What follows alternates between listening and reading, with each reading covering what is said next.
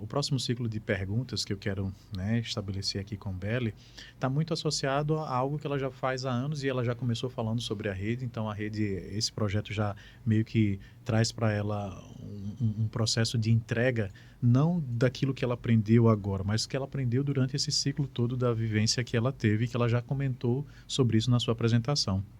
E aí, em cima disso, Belle, eu queria que você contasse um pouquinho sobre o que é essa economia criativa. Acho que a gente ouve muito falar. Muitas vezes a gente interpreta de forma errada, não sei se errada é a palavra correta, mas talvez equivocada seja Sim. mais adequada. E eu acho que desmistificar o conceito de forma prática, sem muita terminologia, mas dizer assim, olha, economia criativa, na nossa concepção, na nossa percepção, naquilo que eu tenho de vivência, é isso. E isso se transformou para mim na prática que eu desenvolvo hoje há muito tempo já, trazendo resultados para o público ao qual a gente se destina. E a nossa expectativa é gerar esse tipo de impacto mesmo. Como é que você explica quando as pessoas chegam para você e dizem assim, o que é esse negócio de economia criativa? Eu escuto sobre economia. Economia criativa, eu não sei exatamente o que é. Como é que você explica esse negócio?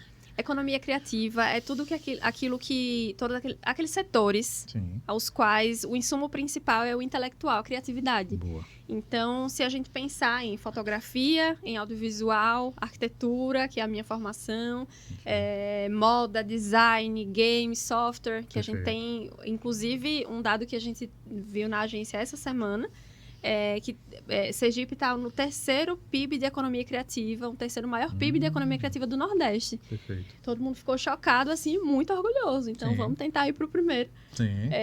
Mas a gente tem muito software, a gente tem muito agente de economia criativa. Qual é o cenário de Sergipe hoje, né? Já definimos ali, já vimos que o conceito de economia criativa é esse. Existem diversos...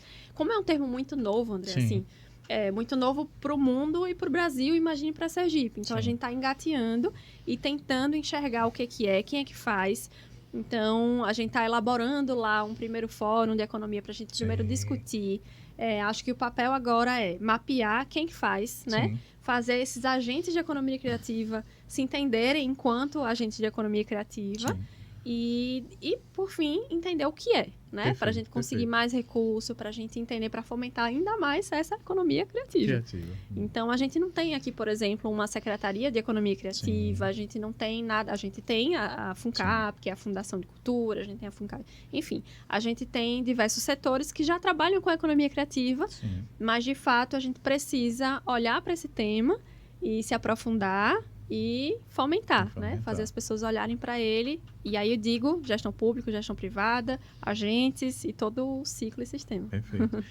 A iniciativa, ela se transformou de maneira significativa, já, vamos dizer assim, na sua trajetória, levando em consideração um ato mais particular seu. Eu quero entender um pouquinho como é que esse ato dentro do governo pode ajudar a potencializar mais. Eu sei que já está sendo potencializado, mas qual é a diferença, olhando agora como gestora, certo? Olhando como empreendedora, como uma pessoa que militava no ambiente privado, né? Eu olho para a gambiarra e para tudo que você tem dentro do seu guarda-chuva como um ato empreendedor privado.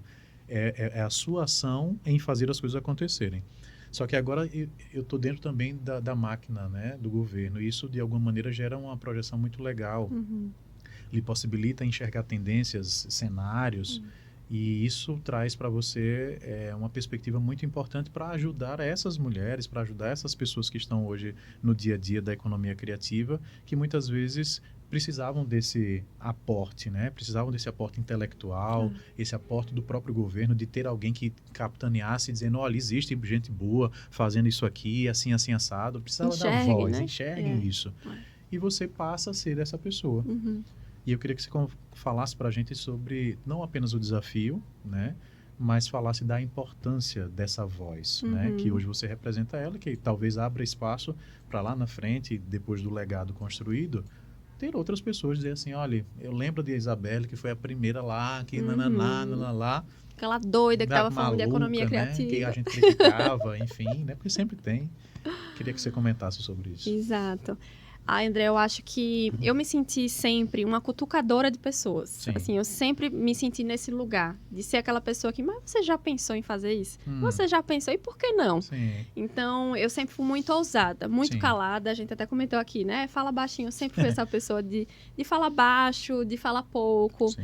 Eu só falo quando necessário, quando chamada. Aprendi na minha jornada a falar um pouquinho mais, mas aprendi que ser essa cutucadora pode ajudar muita gente. Então, eu tento estimular outras mulheres, outras pessoas a serem também cutucadoras e assim a gente vai replicando Sim. essas cutucadas.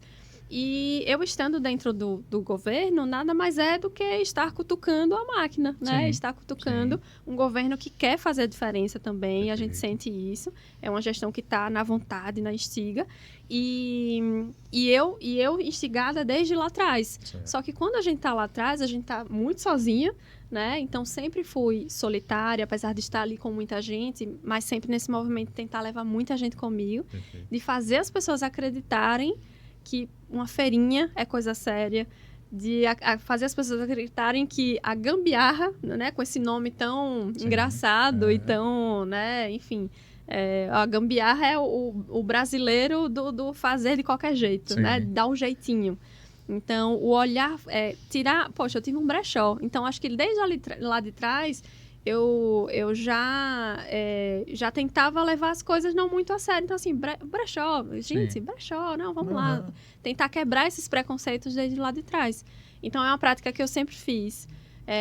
Que eu tenho muita coragem e Sim. continuo fazendo. E dentro do governo, eu acho que eu só sou uma cutucadora com mais espaço para ser ouvida. Então, que seja eu, que sejam outras mulheres, outras pessoas, que sejam a Camila da vida, que sejam, né?